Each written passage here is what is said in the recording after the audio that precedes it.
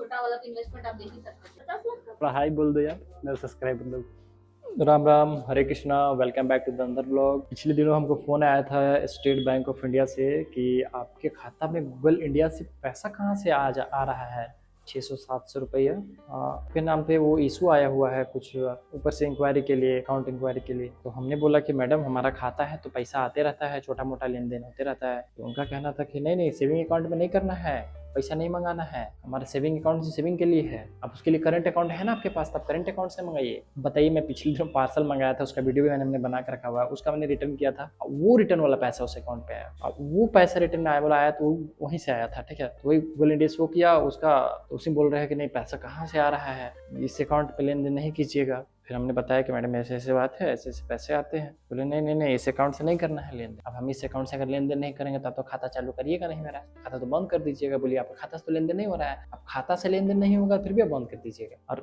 लेन then करेंगे तो भी दिक्कत है। हम लोग फिर खाता काहे रखेगा भाई को। बाकी बैंक का तो ये सब समस्या नहीं होता है, लेकिन आपका बैंक का तो होता है समस्या ये सब। इससे पिछले दिनों भी ऐसा ही हुआ था, हमने ट्रांजेक्शन किया था 2,000-2,500 करके कहीं भेजना था, लेबर पेमेंट करना था, तो मैं ट्रांजेक्शन कर दिया। अब हुआ क्या कि उन्होंने ट्रांजेक्शन जैसे जैसे मैं कर रहा हूँ पता चला कि वो बंद कर दिया खाता मेरा तुरंत। फिर हमने बैंक गया तो बोला मैडम मेरा खाता है बंद कर दिया। बोले नहीं, आप ट्रांजेक्शन ऐसे नहीं कर सकते। भाई हम पैसा ले कैसे सकते हैं, अब खाता है तो हमारा खाता में खाली पैसा डालते जाएं, पैसा यूज नहीं करेंगे।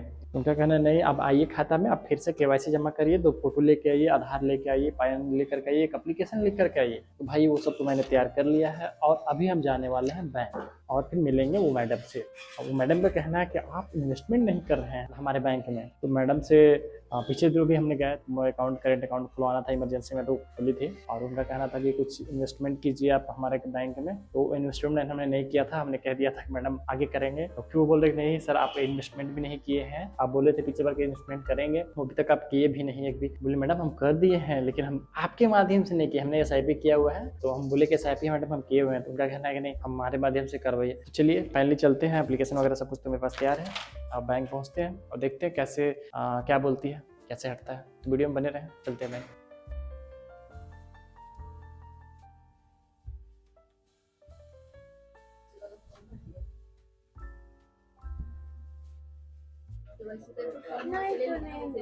एप्लीकेशन है ना, नहीं तो आपका एप्लीकेशन आपका डिक्लेरेशन है आपका, वो जाके है। अब वो एक फॉर्म है, एक बार फिल करवा, उसी में फोटो भी पेस्ट होगा, वहीं पे प्रूफ मिल जाएगा।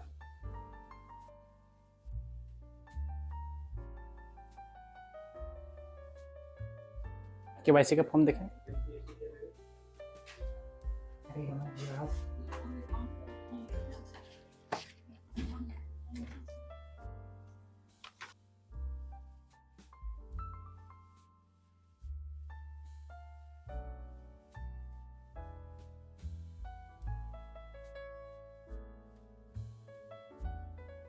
बैंक में आए हैं अहमद भैया।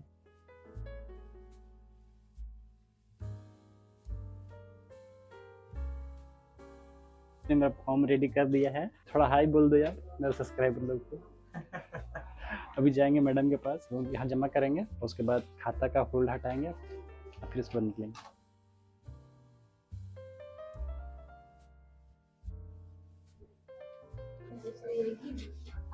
अब तो मेरा कुछ काम नहीं है, जाए। ठीक।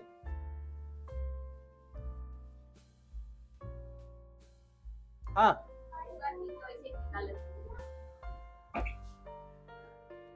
एक छोटा वाला तो इन्वेस्टमेंट आप देख ही सकते थे, आप बोले थे कराएंगे। कितना छोटा है? 50 लाख का, 50,000 का, 10,000 का। फिर निकालेंगे कब उसको? तो था कि आपका ऐसा बताइए जब मर्जी कि हम तब निकाल लें।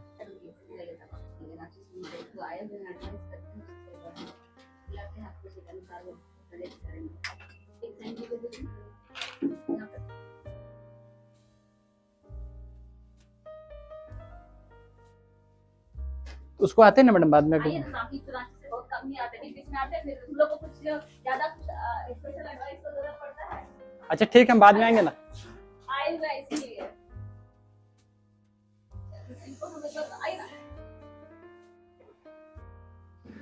तो फाइनली हमने बैंक से आ गए हैं, और हमने जैसा कहा था कि हमारा बैंक में बुलाने का मेन उन लोग का मकसद था इन्वेस्टमेंट कराना। और हम बैंक में गए और फॉर्म वगैरह जमा किए, और उसके बाद फिर उन्होंने कहा कि ठीक है हो जाएगा। तो हमें बोला मैडम ठीक है हम जा रहे हैं। तो फिर बोला कि फिर हमको बुलाए, हम फिर अंदर आए तो बोला आप तो इन्वेस्टमेंट बोल रहे हैं। तो हमने बोला मैडम कर देंगे ना, कर देते हैं ना, एक छोटा सा इन्वेस्टमेंट तो करना था। हम बोले कि मैडम कितना इन्वेस्टमेंट कितना करना है, हमको जब जरूरत पड़ता है तो पैसा ले लेते हैं, तो निकाल लेते हैं। तो सीनियर टीम आए हुए हैं तो थोड़ा सा चलिए ना मैनेजर के पास में, वहाँ बैठे हुए हैं, तो थोड़ा सा बैठिए 2 मिनट। तो हम वहाँ गए बैठे, तो उन्होंने कहा कि सर 50,000 का करवा लीजिए ना सालाना, तो कम से कम 5 साल जमा करना है। अगर 1 लाख का करवाते हैं तो 5 लाख जमा होगा और आपको 5 साल के बाद 7.5 लाख रुपए आपको दिया जाएगा। बोले सर सब छोटा प्लान करा लीजिए 50,000 का, वो हो जाएगा। तो भाई हमारा KYC करने के लिए हमको नहीं बुलाया गया था, हमको इन्वेस्टमेंट समझाने के लिए वहाँ बुलाया गया था। ऐसे तो हम जाते नहीं बिना काम का बैंक। तो इसी कारण से उन्होंने हमारा खाता होल्ड कर दिया और एप्लीकेशन ले लिया। अभी तक किए नहीं होंगे हमको लग रहा है, नहीं अभी भी 0 ही शो हो रहा है। तो अभी मैं उनको फोन करता हूँ और उनको कहता हूँ कि मैम जो फॉर्म जमा किए हैं वो आप होल्ड हटा दीजिए, ताकि मैं अपना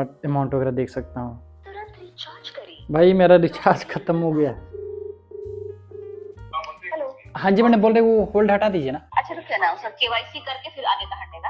केवाईसी करके अच्छा कितना टाइम लगेगा? हाँ थोड़ा सा रुक जाइए ना, करवा दें। अच्छा ठीक। ठीक।